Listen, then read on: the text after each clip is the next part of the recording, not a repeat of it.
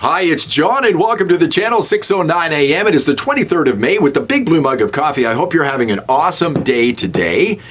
And today I want to talk about Canadian unity. Now, I'm not talking about Alberta separatism today. I think I've gone to that well a little too often over the last week. But there was so much talk, and there's been talk from the Liberal Party and Mark Carney about bringing Canadians together and working together to build energy corridors, break down barriers between the provinces when it comes to trade, making Canada an energy superpower, an economic superpower, unifying the country. And I don't see that happening. And I don't think this is because of ideology, conservative against liberal or the other way around. I think it's because of pipelines.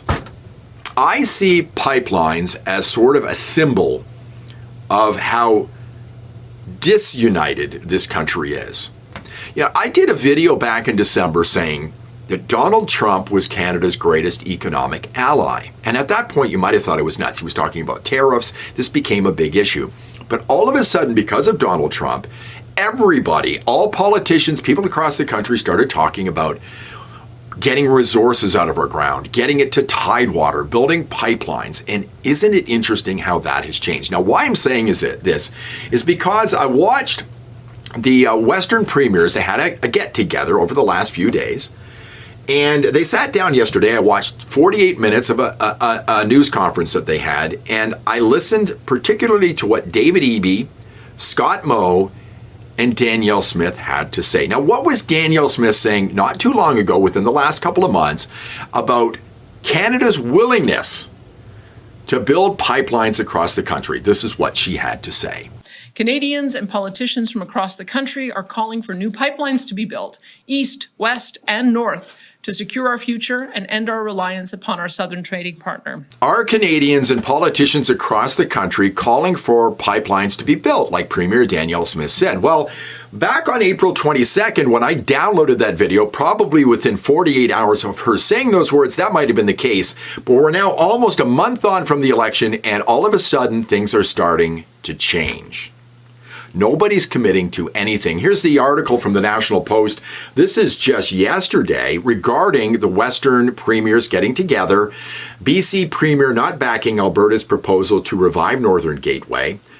Contradiction here in the subheadline, but British Columbia Premier David Eby isn't saying no to Alberta counterpart Danielle Smith's pitch to revive the stalled Northern Gateway. He's not going one way or the other. He's not committing to this at all. What did he actually have to say when he was asked about this and the tanker ban on the West Coast? In a similar vein, would you support a reversal of the federal moratorium on oil tanker traffic along British Columbia's northern coast?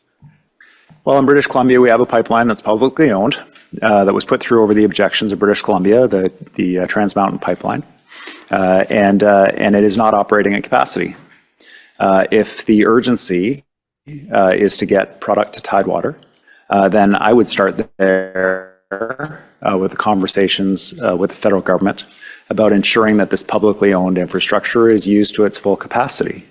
And that seems like a great place to start rather than opening up the pristine North Coast to tanker traffic. These are my personal feelings as the Premier of British Columbia. I know that Premier Smith has a different perspective about that, and that's okay. David Eby is not committing to a pipeline. He's not committing to a tanker ban. Doesn't sound like he wants that at all. He's committed to decarbonizing BC. So your unity and the idea that people want to build and politicians want to build pipelines is kind of crumbling right now. He's not interested at all about getting more Alberta oil to tidewater. And I find it fascinating that he said something right there that got another person in federal politics in deep water within the last week. He got pilloried by the media. Do you remember when Stephen Guilbeault said this?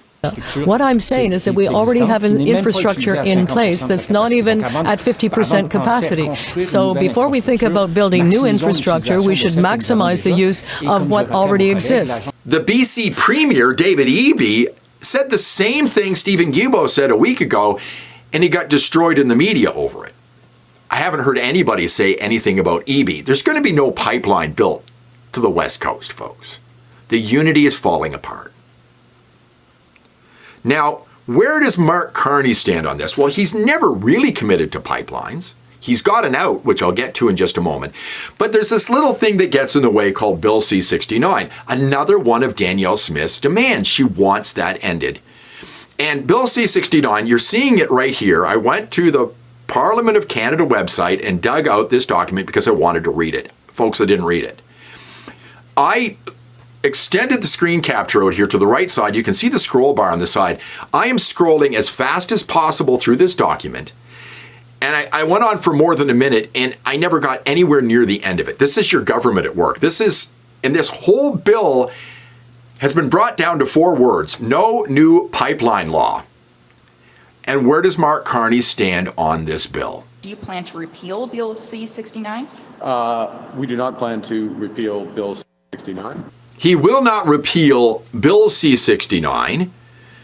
But what if he wanted to build a pipeline anyway from a federal standpoint? He's got an out for that as well. We just heard from David Eby, who doesn't sound like he's committed to an oil pipeline going out to the West Coast. Here's what Carney had to say about this during the election campaign when asked.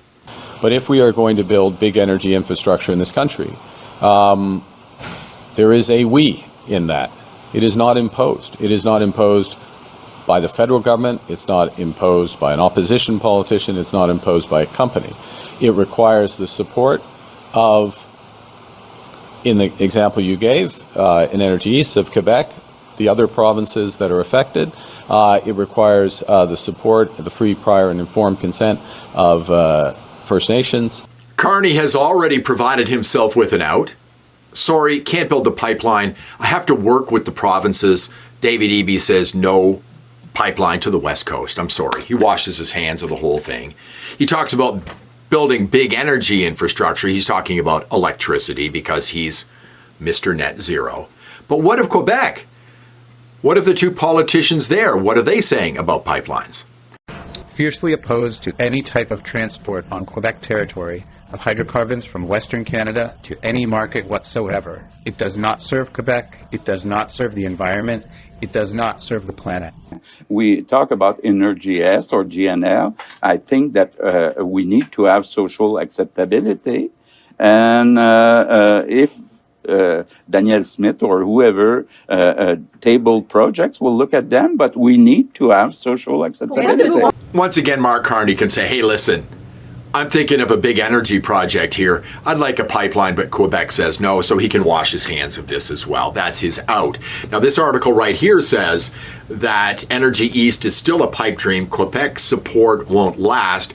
Francois Legault talks about social acceptability for a pipeline. This article says 59% of Quebecers are in favor of a pipeline, Energy East. I heard recently and during the election campaign, it was 72%.